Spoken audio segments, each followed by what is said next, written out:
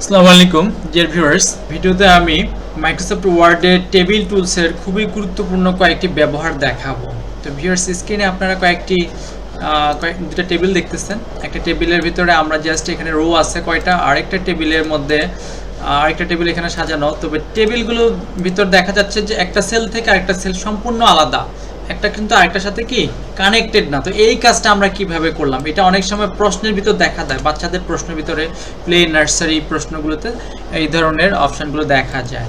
আরেকটা কাজ হচ্ছে আমরা যখন টেবিল ইনসার্ট করি তখন এখান থেকে যে আমাদের কি করতে হয়, টেবিলগুলোকে ড্র করতে হয় বা টেবিল ইনসার্ট করতে হয় কলাম এবং নাম্বার দিয়ে। তো আমরা এটাকে কীভাবে খুব সহজেই করতে পারি। তো প্রথমে ভিউয়ার দেখাবো কীভাবে আমরা খুব সহজেই একটা টেবিল ইনসার্ট করবো। সেজন্য ভিউয়ার, যদি আপনার ভার্সনটা কত হয় 2013 বা তার অধিক হয়, উপরের দিকে হয়, তাহলে আপনি ইজিলি কিন্তু এই কাজটা করতে পারবেন। তো সেজন্য আপনাকে যেটা করতে হবে, কিবোর্ডের ডান পাশে একবারে প্লাস চিহ্ন আছে, এটা আমরা প্রথমবার একবার চাপবো, তারপরে দেন প্লাসের উপরে যে মাইনাস চিহ্নটা আছে কয়েকবার দেবো, দেন আবার প্লাস চিহ্ন। যে কয়টা আমাদের কি কলাম দরকার হবে ওই কয়টা আমরা কি করবো, এই যে হাইপেন চিহ্নটা আছে, যে মাইনাস চিহ্নটা আছে, এই কয়টা মাইনাস চিহ্ন কি দেবো আমরা, মানে প্লাস চিহ্নটা হচ্ছে প্রত্যেকটা প্লাস চিহ্ন হবে কি এক একটা লাইন।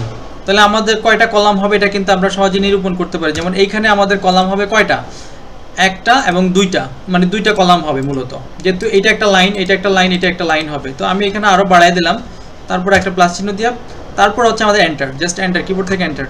তো ভিউয়ার্স দেখতে পাচ্ছেন আমাদের কিন্তু তিনটা কলাম কিন্তু হয়ে গেছে ভিউয়ার্স, আর রো একটাই। তো রো বাড়ানো তো একেবারে ইজি, আমরা কিবোর্ড থেকে জাস্ট ট্যাব প্রেস করলে কিন্তু রো বেড়ে যাচ্ছে ভিউয়ার্স। তো এটা কিন্তু খুবই একেবারে চমৎকার একটি টিপস, যে আমরা চাইলে কি খুব সহজেই আমরা কিন্তু টেবিল ইনসার্ট করতে পারি। তারপরের কাজটা আমরা একটু দেখব। তো আমরা এখন এই টেবিলটা থেকে আমরা এখানে যে আমরা দেখলাম যে কিভাবে আমরা এই যে টেবিলটা ড্র করলাম, যে এখানে প্রত্যেকটা সেল কমপ্লিটলি একটা সেল থেকে আরেকটা সেল কি আলাদা, কিন্তু আমরা এখানে যে টেবিলটা দেখলাম প্রত্যেকটা সেল কিন্তু একটার সাথে আরেকটা কি সংযুক্ত। তো আমি এগুলো ডিলিট করে দিচ্ছি।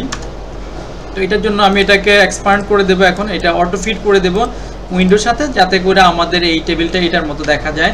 তো তার জন্য আমাদেরকে যেতে হবে রাইট বাটন ক্লিক করে, ভিউয়ার্স আমরা এটাকে সিলেকশন অবস্থায় রাখবো বা কার্সর ভিতরে রাখলেই হবে। তারপরে এখানে লেআউটে চলে যাব, লেআউট থেকে আমরা চলে যাব হচ্ছে মার্জ, আমাদের যে সেল মার্জিনে চলে যাব। সেল মার্জিনে যাওয়ার পরে আমাদেরকে যে কাজটা করতে হবে ভিউয়ার্স, এখানে অ্যালাউ স্পেসিং বিটুইন সেলস, এইটা আমাদেরকে টিক দিয়ে দিতে হবে, এবং এইখান থেকে আমরা একটু সেল মার্জিনটা একটু বাড়াই দেবেন, যেমন 0.07 বা 0.08 এটা করে দিলাম। তো ভিউয়ার্স দেখতে পাচ্ছেন আমার কিন্তু এই যে সেলগুলো কিন্তু এটার মতো হয়ে গেছে, বাট বাইরে একটা কিন্তু আমার কি বর্ডার লাইন আছে। তো এইটাকে আমাদেরকে দূর করতে হবে, তাহলেই কিন্তু আমাদের আমরা যেই টেবিলটা দেখাচ্ছি এটা টেবিলের মতোই হবে। তো আমি এটাকে যেটা করব, এই টেবিলটাকে আমি এভাবে সিলেকশন করলাম ক্লিক করে, দেন রাইট বাটন ক্লিক করে ট্যাব প্রপার্টিসে চলে গেলাম, টেবিল প্রপার্টিসে চলে গেলাম, দেন সেখান থেকে আমাদের এই বর্ডার এন্ড শেডিং অপশানে চলে গেলাম। বর্ডার এন্ড শেডিং অপশানে গিয়ে আমরা যে কাজটা করব, আমাদের এই যে এখানে আমাদের যে অপশানটা দেখাচ্ছে যে টেবিলটা কীভাবে আছে, তো আমরা চাইলে যে বাইরে যে ক্লিক করে যে আমরা যখন এই উপরে একবারে উপরে এবং পাশে ক্লিক করে আমরা কিন্তু এই যে বর্ডারটা আছে এটা কিন্তু রিমুভ করে দিতে পারি। ওকে, তো তারপরে ভিউয়ার্স দেখতে পাচ্ছেন যে আমাদের ঠিক সেম এই উপরে যে আমরা টেবিলটা ডিজাইন করলাম, সেম ডিজাইন একটা টেবিল কিন্তু ডিজাইন হয়ে গেল। তো ভিউয়ার্স আরেকটা হচ্ছে আমরা কিভাবে, এইটা তো একটা টেবিল, যে আমি এখানে ট্যাব প্রেস করতেছি, আমার কিন্তু রো বাড়তেছে। তো এটা কিভাবে ড্র করলাম, এটার জন্য ভিউয়ার্স আমাদেরকে যেটা করতে হবে, আমরা কয়েকটা কলাম নিলাম, এখানে যে রো নিলাম ভিউয়ার্স, দুঃখিত, এখানে নেওয়ার পরে আমরা যে কাজটা করব সেটা হচ্ছে যে ট্যাব অপশানে চলে যাব, রাইট বাটন ক্লিক করে টেবিল প্রপার্টিসে চলে যাব। টেবিল প্রপার্টিসে কি এই যে বর্ডার এন্ড শেডিং যে অপশানটা আছে এখানে চলে যাব। সেখান থেকে আমাদের ভিউয়ার্স এখানে লাইন স্টাইল দেওয়া আছে, বিভিন্ন ধরনের লাইন স্টাইল দেওয়া আছে। তো আমরা এই যে ডট যে লাইন হাইপেন যে স্টাইলটা আছে, এই যে লাইন স্টাইলটা আছে, আমরা এটা অ্যাপ্লাই করে দেব। তো ভিউয়ার্স দেখতে পাচ্ছেন এইটা আমাদের কি কাজে লাগবে, এটা দেখা যাচ্ছে বাচ্চাদেরকে আমরা যখন এবিসিডি গুলো প্র্যাকটিস করাই ছোট হাতে, তখন কিন্তু আমাদের লাইনগুলোকে হালকা করে দিয়ে এটা প্রশ্নের মধ্যে দিতে হয় বা খাতার মধ্যে এগুলো দেওয়া থাকে, তখন কিন্তু এই স্টাইলটা অ্যাপ্লাই করা যায় ভিউয়ার্স।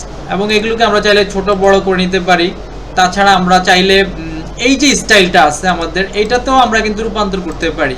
আমাদের এই যে স্টাইলটা আছে এখানে একটা থেকে আরেকটার সাথে কি কোনো সম্পৃক্ততা থাকবে না, কিন্তু না, যেহেতু আমাদের এটা আমরা যদি বাচ্চাদের ক্ষেত্রে এই লাইন মানে ইংরেজি লেখার জন্য যদি আমরা লাইন ড্র করি, সেক্ষেত্রে এইভাবে রাখতে হবে। তো ভিউয়ার্স আশা করি আপনারা বুঝতে পেরেছেন। ভালো লাগলে চ্যানেলটি অবশ্যই সাবস্ক্রাইব এবং শেয়ার করবেন।